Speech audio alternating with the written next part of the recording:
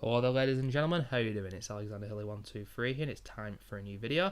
It's actually time for my third instalment of my top 50 albums of the 1990s list. Doing 5 albums per video, today is the third. It will take 10 videos altogether until we get to number 1, ladies and gentlemen. So, let's not waste any time, let's go straight in with album number 40, because that is what we are up to. And the album Siamese Dream by the Smashing Pumpkins. I don't love everything that Smashing Pumpkins did. I find the first album, Gish, a little bit inconsistent. Melancholy and the Infinite Sadness is a great double album. There's a few missteps here and there, but what do you expect with a double album? Still very solid. I love the album Adore, released in '98. That was a purely electronic release with like a drum machine, no actual real drummer. Billy Corgan basically played to his strengths very intelligently with that album, because the drummer at this time, Jimmy Chamberlain, you just got to listen to the music. He was an absolutely fantastic drummer, certainly was. But the whole band are playing to the strengths on Siamese Dream the most. It's the most consistent album, and it's why it's in my list at number 40. This album is very hard to pigeonhole, and it says here on the Wikipedia page, elements and influences of progressive rock, dream pop, heavy metal, shoegazing, a little bit of folk in there as well. And Rolling Stone ranked it 362 on the 500 greatest albums of all time list. But I wouldn't listen too much to what Rolling Stone have got to say. The amount of albums that got poor reviews initially from Rolling Stone, and then you have a look on websites, or Wikipedia I should say, and it says 2004 reissue or something in brackets, and it's got 9 out of 10 where the original had 3 out of 10. Rolling Stone do that quite a lot, just joining in on the hype. And maybe the album is that good, but you know, initially you didn't think so, obviously, but there we have it.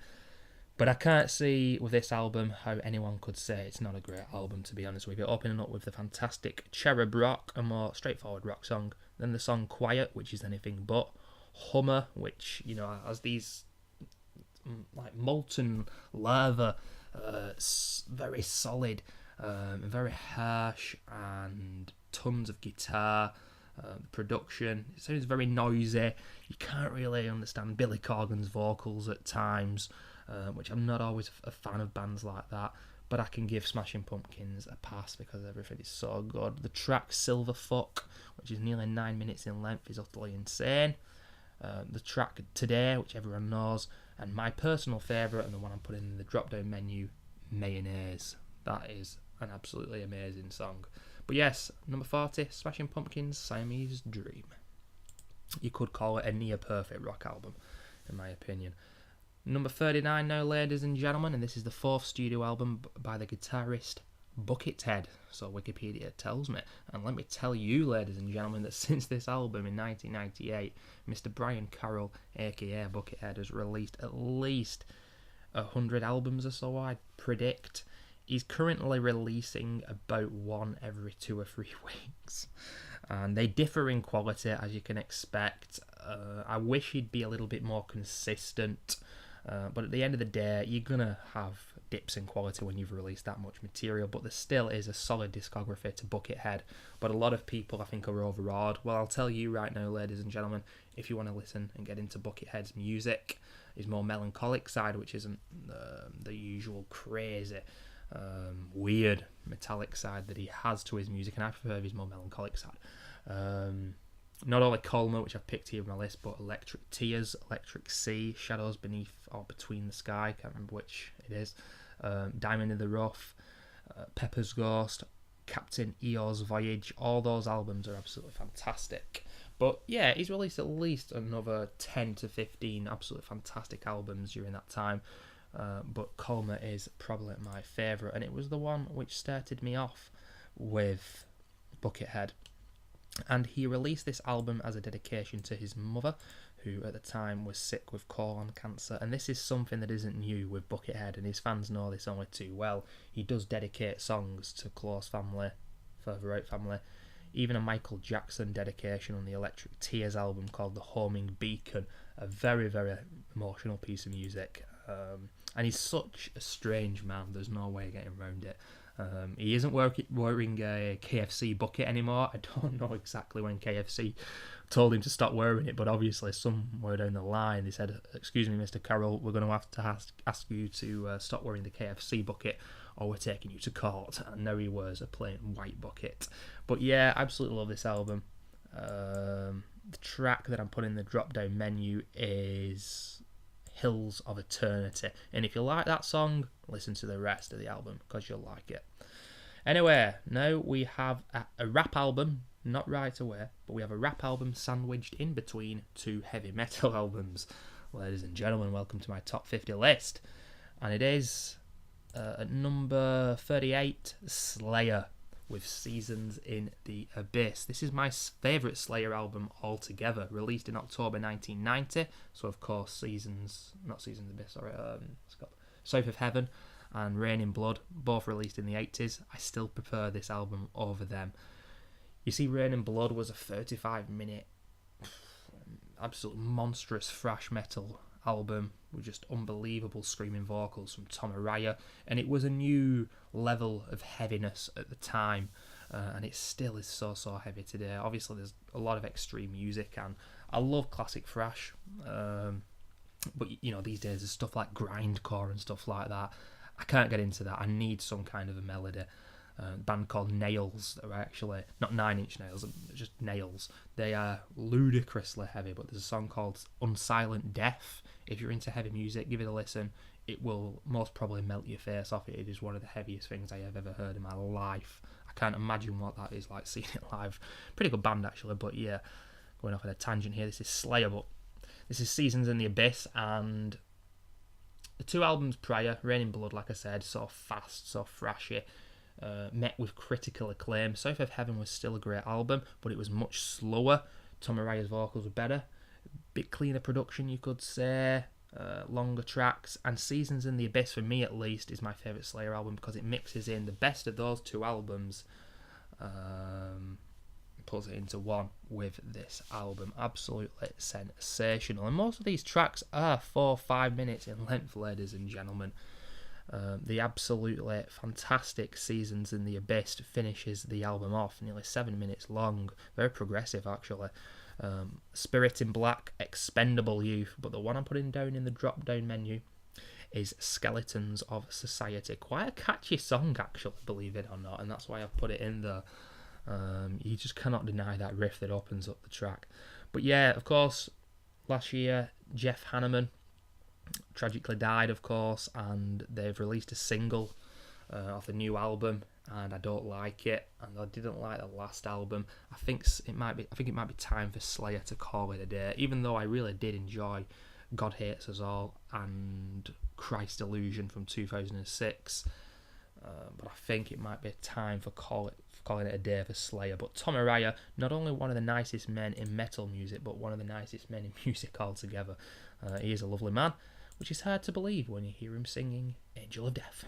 But anyway, ladies and gentlemen, what is this rap album sandwiched in between two metal albums? Well, I'll tell you. It is Aquemini by the band Outkast. And I could have easily picked Aliens for this list, which was released in 1996, but I put the third album, Aquemini, in there. It's hard to say when Outkast made it big. They just kept snowballing. You know, after this album, it was Stankonia, which was released in 2000, so it couldn't be on this list. But this is my favourite, even more so than Stankonia. I've got to be honest with you. I find Stankonia a little bit... I still find it a very good album, and it's seen as their masterpiece by most, but I find it a little bit inconsistent, whereas other people somehow don't. But yeah, Aquemini, this album has the track Rosa Parks on it, which was very big for Outkast, and actually made the news in general, actually, because she didn't want her name associated with the track, and I think she took the Outkast boys to court. I don't know what happened in the end, I cannot remember, but it's still called Rosa Parks, obviously, the song, so maybe they paid her off or something, I don't know. But yeah, the two members of Outkast, Big Boy and Andre 3000, the thing I love about these two is that they're so different. They even look so different. One's kind of big and bulky but quite small. Andre 3000 very slim but tall. And Big Boy, you can tell He's into the whole gangster rap persona, whereas Andre 3000, I think, is heavily inspired by a lot of 70s funk. And yeah, they're just one of the most consistent hip-hop rap artists, bands, whatever, of all time. And it is fair to call them a band, because after this album especially, they had a lot of live instruments in the studio, and tracks like Bombs Over Baghdad especially. Oh, that is without doubt one of the best songs ever made. But yeah, on this album, The Art of Storytelling Part 1, I put it down in the drop down menu. It's my favourite on the album. And then you've got to listen to Part 2 after that, ladies and gentlemen. Pardon me, it's totally different. And I really like how they did that. West Savannah, Synthesizer, Return of the G, Chonky Fire, 75 minutes in length, this album, ladies and gentlemen. Wow. And it really is genuinely that good. But yeah, what number is that? 37, Outkast, Aquemini. And for number 36, ladies and gentlemen, and finishing this video, is a band that perhaps you weren't expecting. Way Past the Best, even though they made a return last year, and I quite enjoyed the album, although it's nowhere near as good as the heyday. It is the once mighty, or the always mighty, actually, fuck that, Black Sabbath. Actually, I just got a Black Sabbath poster a few months ago. I had a Radiohead poster, but I've had it for like 6 or 7 years, and it's crinkled in the corners, and it was absolutely knackered, so I've got a Black Sabbath poster now. It's basically a mid-70s, I think. You've got Tony Iommi just walking past playing guitar. Then you've got Ozzy with this crazy white gown on. I don't know. And you can see some of the crowd giving it the devil horns and whatnot. You can see someone has brought a cross into the crowd. Absolutely crazy. A bit of devil worshipping there, ladies and gentlemen.